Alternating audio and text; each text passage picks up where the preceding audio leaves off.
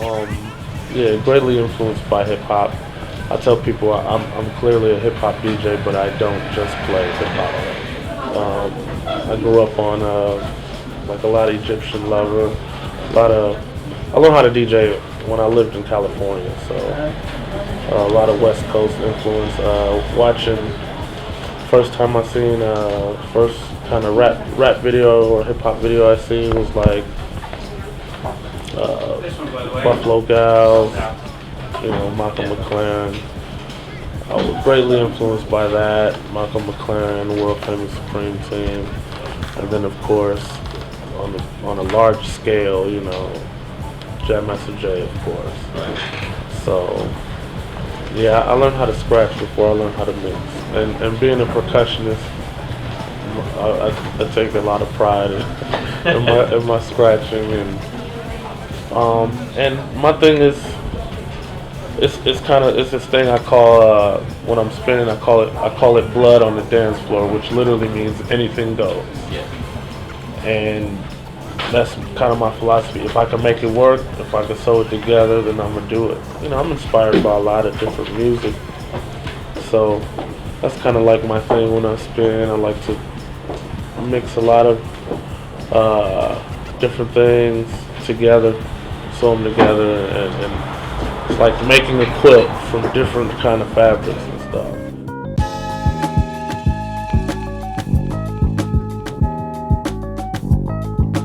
I met J Dilla in '92 at Amp Fiddler's house. When I met him, he was already special. You know what I mean? Before I met Dilla, I never really messed with or even listened to Sergio Mendes records and stuff like that. I got that from him. He opened up his house to us, his studio, for us to use his equipment. And I'd be coming into, it was like shifts. I'd be coming in and J Dilla would be finishing what he was doing, and I'd be coming in to put in my time or whatever. And sometimes we'd chill and chop it up. A lot of magic. Dilla was like the only person I knew that he wore as many hats as I did. I rapped, DJ, made beats, played various musical instruments. I didn't know what all he played at the time, but I knew he had some musical knowledge.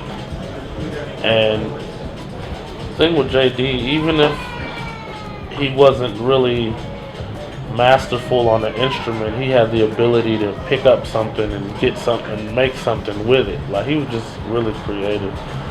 He could pick up something that he probably didn't know how to play and still make something dope out of it. Yeah, and I never met nobody like that.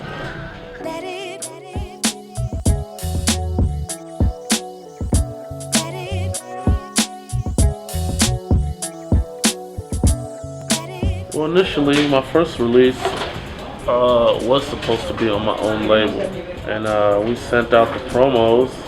We didn't get any calls back, so put it on Kenny's label, put it out, started getting calls back, and people even thought Andres was a KDJ alias for a while. From day one, he was always like, "Man, you need to start your own shit, man." One of the reasons I'll say, these eBay cats. You got a group of people who sit around. They know it's gonna be a certain amount that's gonna come out. So what they do is they buy them all up. Yeah. They wait till the drop. Then they appear on eBay, and they're selling my shit for 3-4 times regular price. I make more money off of my stuff than I do. Yeah.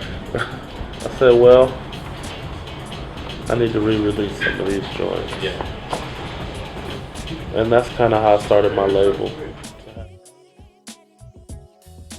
One thing about people who are into house music, they're a lot more open-minded to me than cats who are into hip-hop. Like, they're more willing to maybe go to a hip-hop show, but hip-hop kids aren't necessarily open-minded enough to go to like a house, quote-unquote, or dance type of situation. I wish more people danced to hip-hop stuff as opposed to just waving a hand.